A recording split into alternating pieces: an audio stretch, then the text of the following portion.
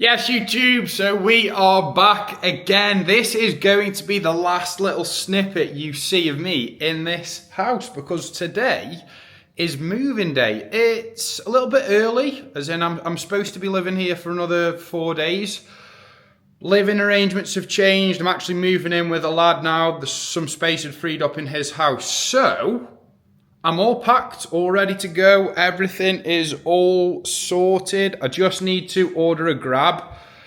The only thing which I'm a little bit wary of, so what I'm planning on doing, so I don't have to come back to this house to get my moped, I'm going to put all of my stuff in the grab, and I'm going to tell the grab driver, I'm hoping he does, I'm going to tell the grab driver that I'm just going to follow him to the new house on my moped. I'm hoping that's okay. It should be.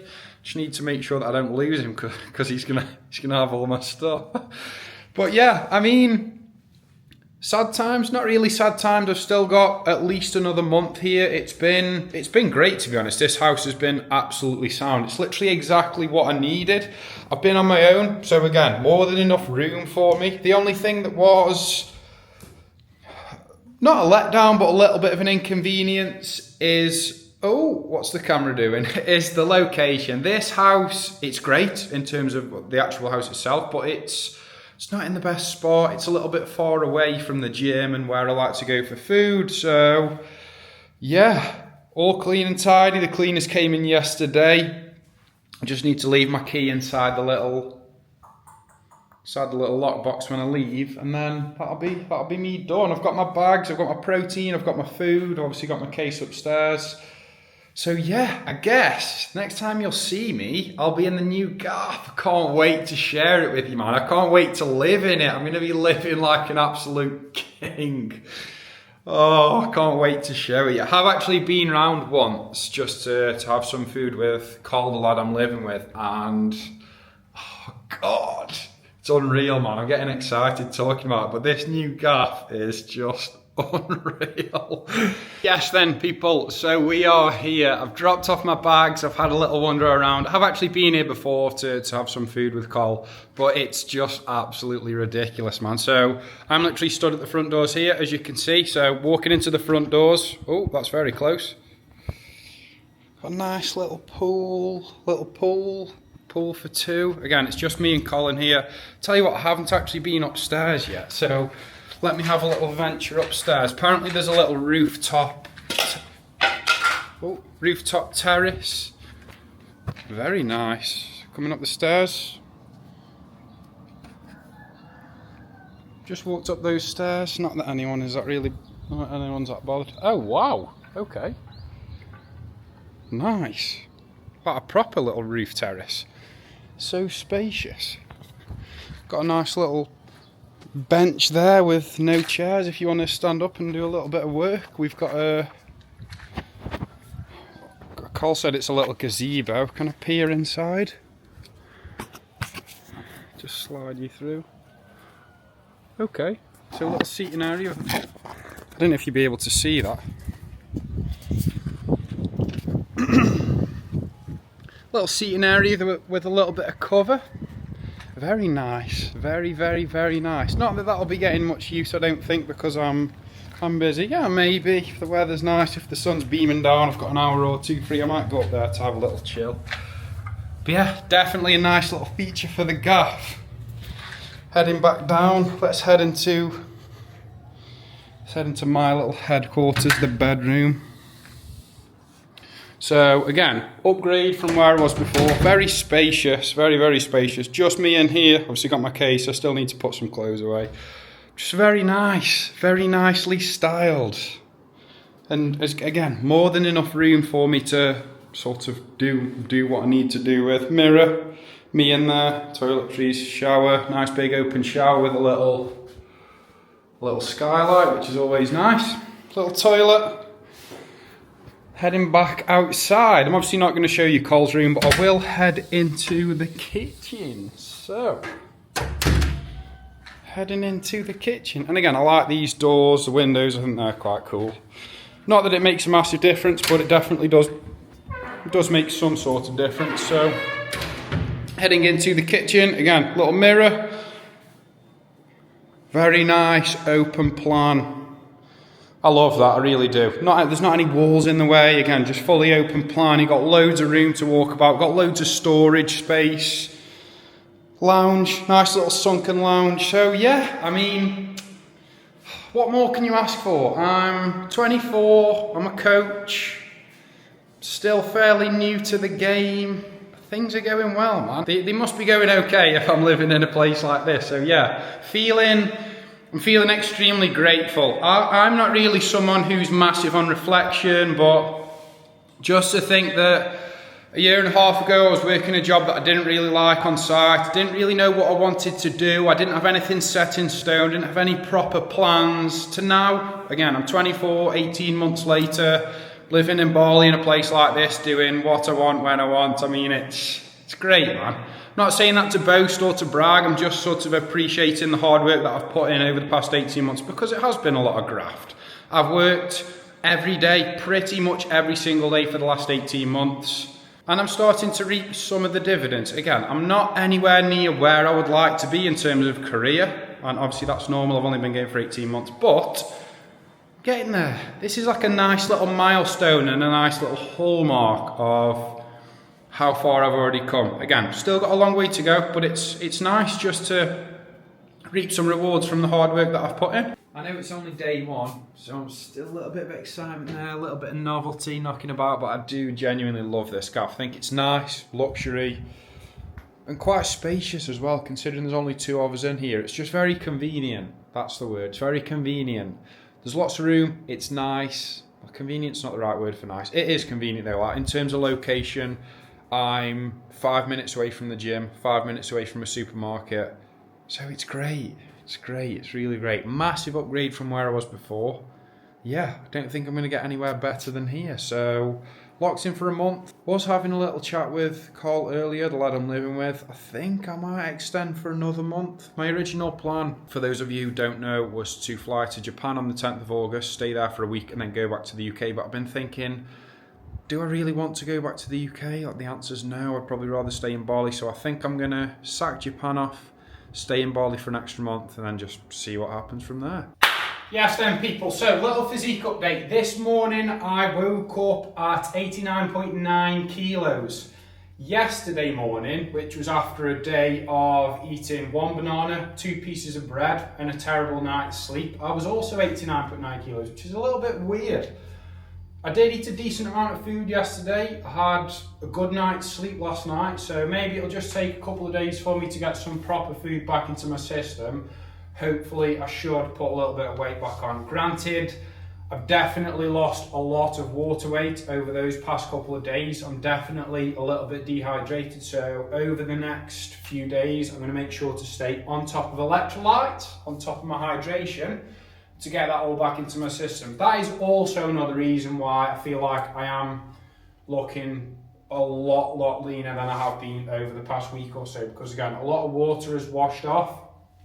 I'm not carrying as much water, I'm not carrying as much food, so again my physique's looking a lot leaner, but although I have lost weight and I'm looking leaner, it's not been done in the right way. Like, I'm going to go into the gym today to train legs. I know my session's not going to be great. I'm going to have to train at half intensity. I'm going to have to reduce some volume, which is fine. It's the best thing to do, but it would have been much better for me to not have been ill and to just have been cracking on as I am. But hey ho, life happens. I'm just doing what I can. So, I mean, there are some lines poking through that are quite cool for me to see. I was bulking for over a year, so I've been like fluffy for over a year. So it's nice just to have put a couple of weeks worth of effort in and to be seeing some of these lines that are quite cool, and to just see some of the muscle a little bit. Like, I'm fairly tall, so my legs have always been quite small. I feel like at the moment they're looking okay, like they're not looking tiny.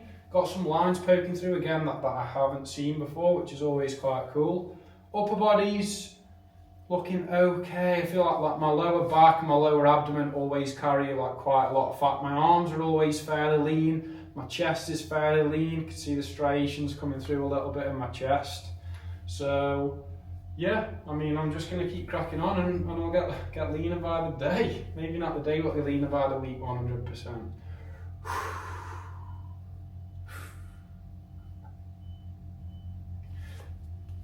posing definitely needs some work. But again, I feel like my quads are looking quite lean. Got a little bit of feathering coming through. Hopefully over the next month or so, these bad boys will be shredded. But only time will tell. If I get ill again, they won't be. Calves are looking fairly lean.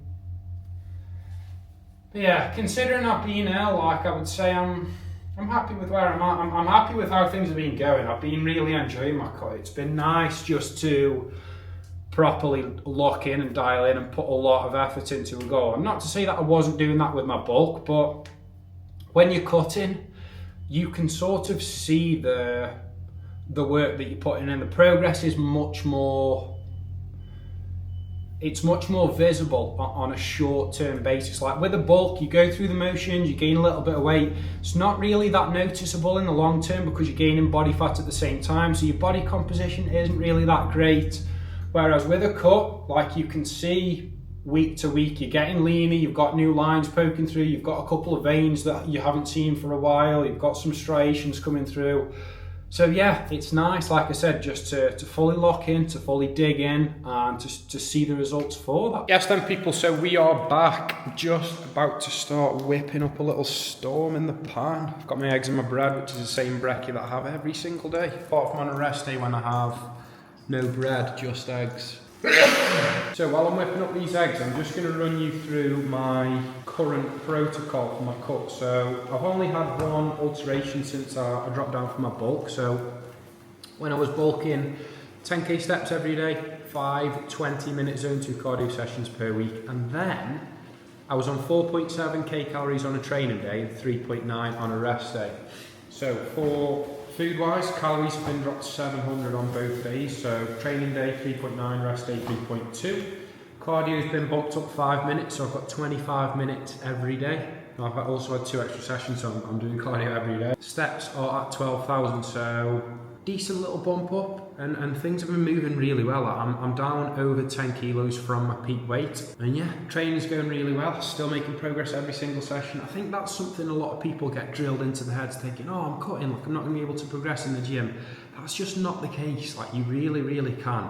Until you're getting into the trenches and food's really low and fatigue's really high, yeah, fair enough, strength will drop. But when you first start the cut, you can progress 100%. It's all just a mental game. I personally think that cutting is 99% of it is a mental game. Like, yes, there are going to be lots of times where you don't want to do your steps, or you'd rather watch telly, you don't want to do your cardio. Training's going to be tough because you're feeling a little bit tired.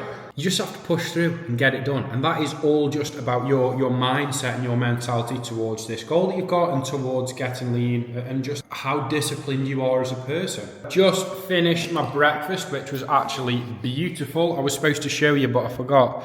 Basically, I don't have access to a toaster in this Gaff, so I'm having to do my toast in the pan after I've done the eggs, and the toast comes out and it is absolutely beautiful. It's so nice. It's nice and crispy on the outside, a little bit soft in the middle. Obviously it's warm, it's nice and hot, so it's, yeah, if you haven't tried it, give that a whirl. Although it is a little bit, it's not as time efficient as using the toaster, so if you're after quickness and speed, defo use the toaster. But if you don't have one like me, then toast in the pan is very nice. I'm going to do these dishes, not that you need to know. I'm going to crack on with a little bit of work, and then it'll be time for me to head to the gym for a push day. So I will catch you, not at the gym, I'm going to catch you for meal 2, because I've got a meal to have before I head to the gym. So I will catch you when I'm eating meal number 2. Now then, we've had a little bit of a change of plan. I'm heading to the gym now after one meal, which again is absolutely fine. I just want to go and train now, and then with everything else that I've got planned in the day, it's going to work out a lot better for me if I get my training boxed off earlier rather than later. So I'm going to have some pre-workout, which I haven't had in quite a while. The lad I'm living with, Cole, he's got some pre-workout that he said is decent, so I'm going to give it a little whirl, and it sounds quite interesting. It's coffee flavoured, so I'm hoping that it tastes like a Starbucks, because I like Starbucks and I like coffee. So if it were to taste like that, I'd be a happy man heading into the gym, which is always good. Leads me on to I mean, I wasn't heading this way at all, but mindset heading into training is so, so, so important. Don't get me wrong, there are sessions where I'm heading to the gym and I think, oh, this session's not going to be great. I had one of those 4 days ago just before I got ill, and the session was great. I progressed on everything. So again, if you're not feeling it, or you're someone who sometimes thinks, oh, I'm just going to sack the gym off because I'm not feeling it, get yourself to the gym, go and train. At the very least, you will feel better for going in and doing a bit. Like, you may not progress on every single lift, you may progress on a few, or you may progress on none, which is not ideal, but going in and doing a bit is better than just sitting at home doing whatever you're doing at home, something that's not as productive as going and training. So I'm going to get ready and I'm going to bring you with me for my push session. So I will catch you people when I'm at the gym. Tell a lie, it's time to get this little pre-workout tested. I haven't had pre-workout in a little while. If I'm only training on one meal, I do usually train on two, then pre-workout's definitely going to help me out a little bit, just to give me that extra little boost in the gym, little kick, a little bit of energy, maybe a couple of little tingles. I do like the tingles, I'm not going to lie. When I do pre-workout, I like something that's going to hit me like a truck, send me flying. This is the pre-workout in question. If you can see that.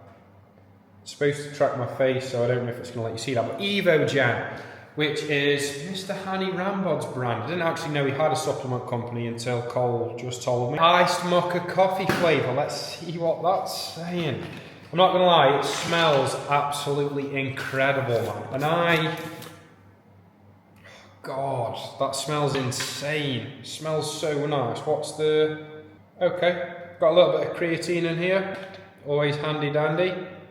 For those of you who don't know, creatine is a nootropic as well as a performance enhancing supplement with your training. So not only does it help you train a little bit better, increase your training endurance, increase your strength, but it also improves cognitive function. I was going to say makes you a little bit smarter, but that could potentially be not true. I need to get some creatine, that's what I was doing. So yeah, creatine. So again, for those of you who don't know, creatine, you want to be consuming 1 gram per 10 kilos of body weight. So if you weigh 90 kilos, you have 9 grams. If you weigh 95 kilos, you have 9.5 grams. So for me, I woke up this morning, I was 91.2, so I'm going to have 9.1 grams of creatine. And then that should be sufficient for me to reap the benefits in terms of training and with my brain power, which is always good. I will never say no to a little bit of extra brain power. I don't have a scooper for it, so I'm just going to sort of pour it in. 10 grams, that'll do. A little bit of extra never hurt anyone. I also need to have my supplements, but I'm going to have those later because sometimes my supplements are a little bit iffy on my stomach, make my digestion a little bit strange, so let's get this pre-workout nailed. Taste test, baby. I've got a feeling this might be the first taste test of anything on this channel, which is quite a big moment. I'm having this conversation with my missus.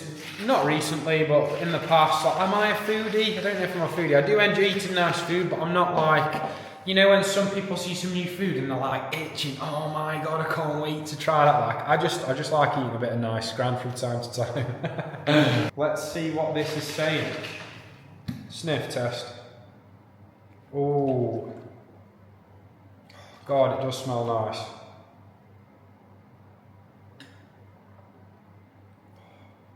Wow.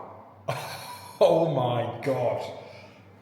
That is absolutely insane. Oh my god. That tastes absolutely unbelievable. I can't believe that. Not sponsored, by the way, but this is like, that's just so nice. It's, wow. Anyway, enough creaming over Hani Rambod's pre-workout. It's time for me to get my ass to the gym, train a little push session. So I will catch you people at the gym, ready to get after it.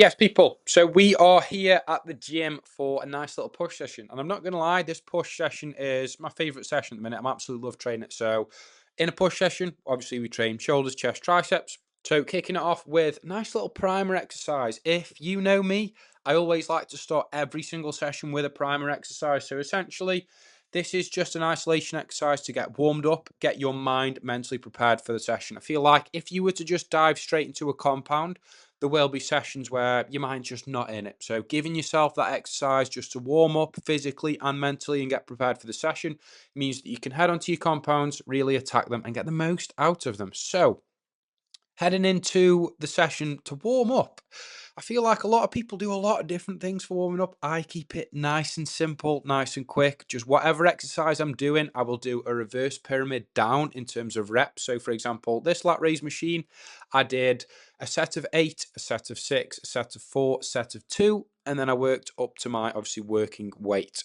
So this is working set number 1, going quite heavy on this. So I will do 3 sets for this exercise. The first set is 10 to 15, second set is supposed to be 15 to 20, third set is supposed to be 20 to 25. So with this, I'm aiming just to hit 10 reps. So I've gone quite heavy. I'm hoping to just obviously scrape in that barrier, in that little rep range.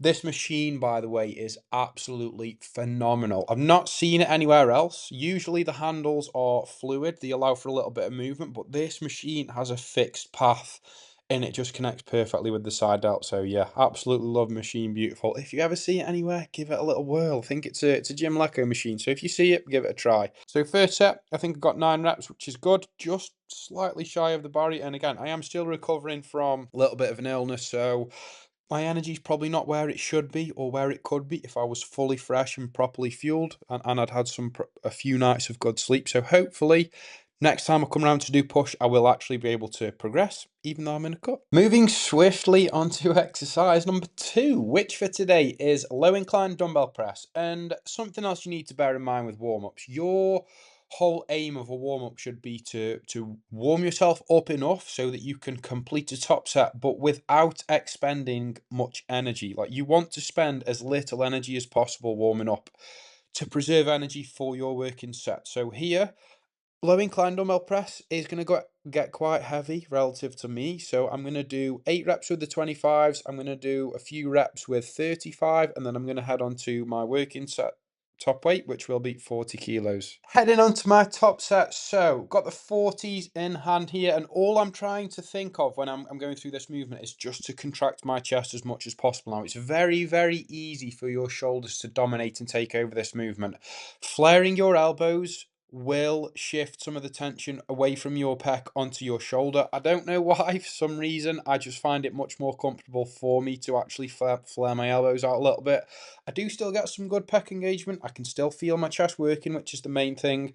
But for most people, you would be much, much better off tucking them elbows in a little bit, removing the tension from your front delt onto your pec. Heading on to exercise number 3, which is a high incline Smith machine press. So obviously we did the low incline dumbbell to help target the lower and mid pec. Just going to switch over to high incline to help us target that upper pec. So again, just warming up here, I'm going to do 1 warm-up set with, I think that might be 15 kilos on either side, and then I'm going to add on a 10 each side for a top set. So couple of sets here. We are doing 2 sets. Typically with my training, I predominantly follow a top set, back off set sort of structure. So top set is obviously heavyweight. You do typically a lower number of reps between 6 and 12, and then the back off set would typically be a little bit higher, so maybe 10 to 15.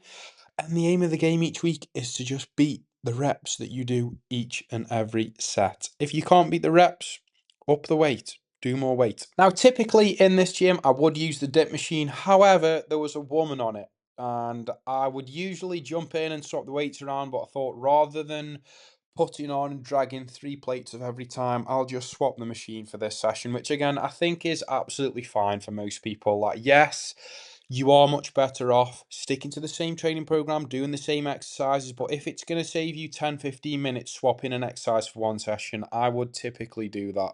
So this machine, again, hadn't used it before. It was actually beautiful. So it was more of a lower pec fly. Really, really good machine. Really, really good connection with the lower pecs.